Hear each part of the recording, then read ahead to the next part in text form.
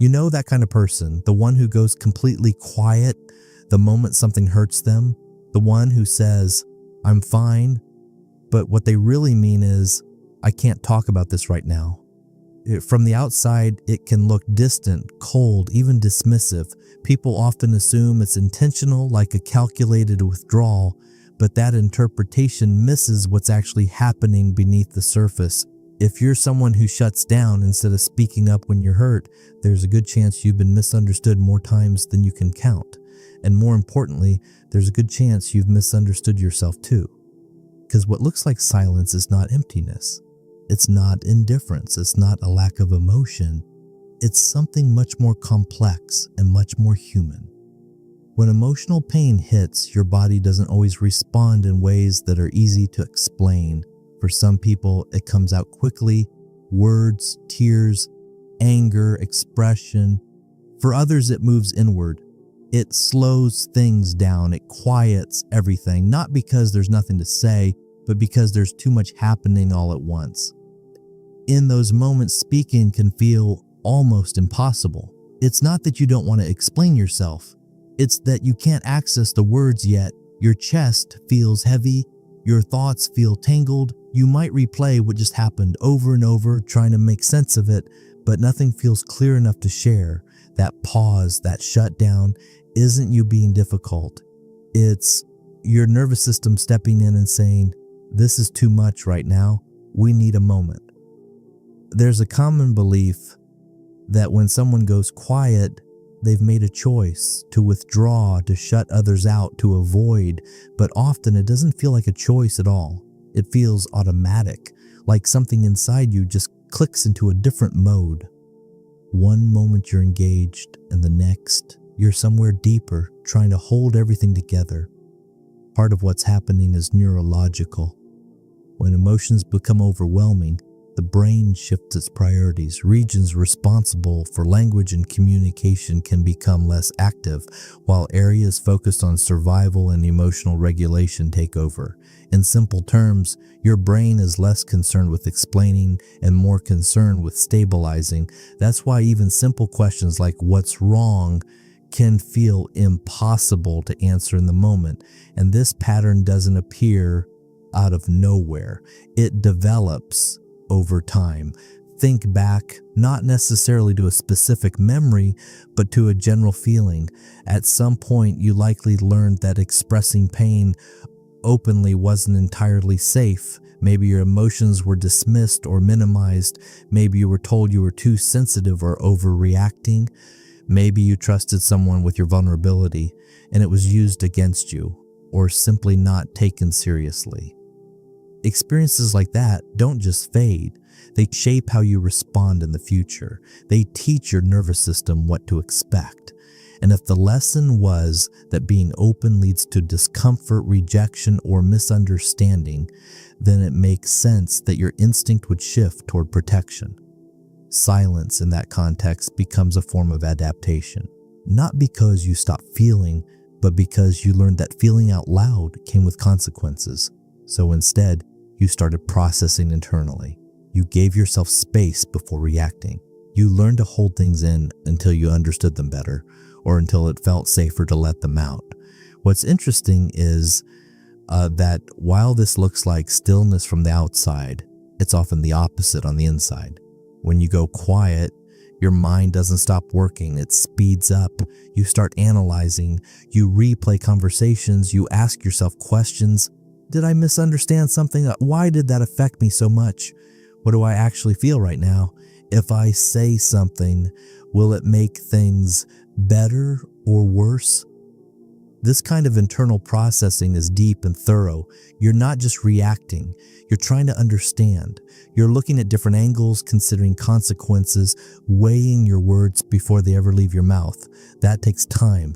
And during that time, silence is what holds everything together. There's also another layer that often goes unnoticed: restraint. When emotions are fresh, they can be intense, raw, unfiltered. And part of you knows that if you speak too soon, what comes out might not reflect what you truly mean. It might be sharper, harsher, or more reactive than you intend.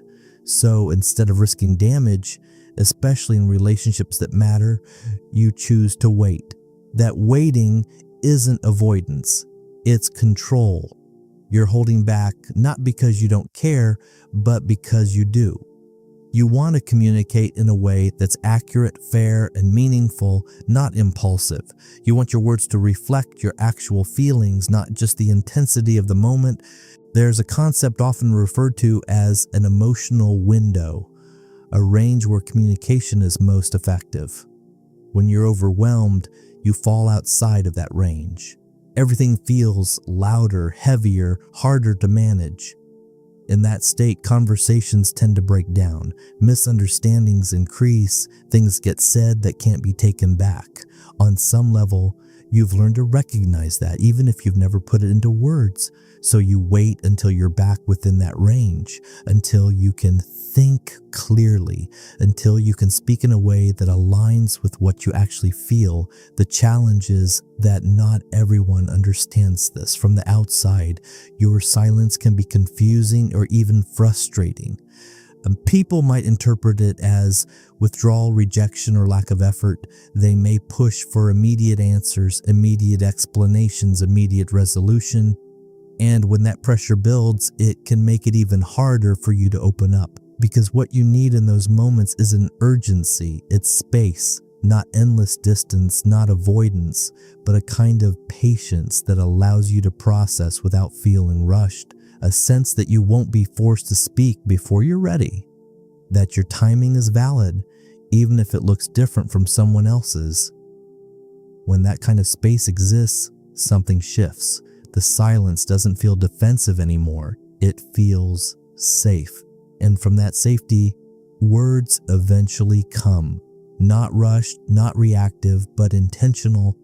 And when they do, they tend to carry weight because you don't speak lightly. You don't say things just to fill the silence.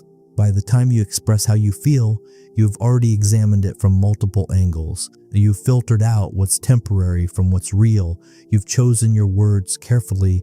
That means when you finally say something, it's not just a reaction, it's a reflection. It's something you stand behind, something you mean. In a world where communication is often immediate and impulsive, that kind of thoughtfulness stands out. Even if it's misunderstood at times, it has value. It creates conversations that are grounded, intentional, and honest. Of course, none of this means that silence is always perfect or that it can't create distance if it goes on too long.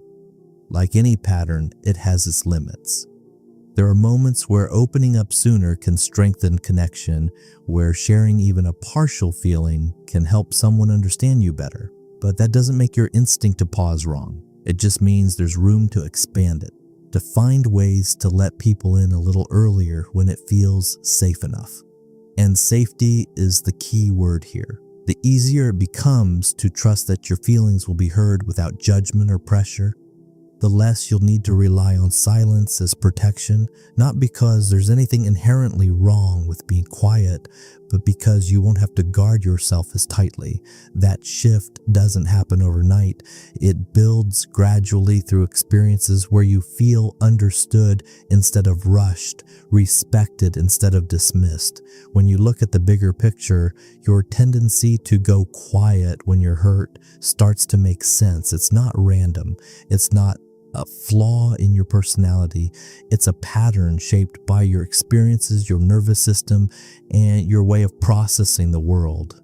You feel things deeply, you think about them carefully, and you choose your words with intention. That combination can be misunderstood, especially in environments that reward speed and volume over depth. But that doesn't make it wrong. It just means it won't resonate with everyone. The people who take the time to understand it, the ones who don't interpret your silence as absence, will see it differently. They'll recognize that your quiet isn't distance. It's a form of presence, a way of staying with your emotions until you can express them honestly. And over time, as you experience more of that understanding, something subtle begins to change. The silence becomes less of a shield and more of a choice. You still take your time, but you might start letting people in a little sooner. Sharing pieces of what you're feeling, even before you fully figured it out. Not because you have to, not because the silence was wrong, but because it no longer feels like the only safe option.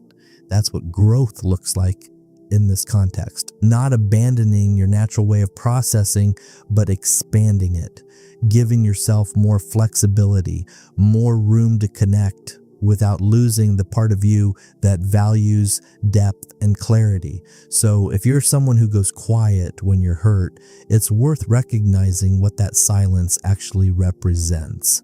Not emptiness, not indifference, but a complex, thoughtful, protective response that developed for a reason. And understanding that even a little can change the way you see yourself. Subscribe. I'll see you in the next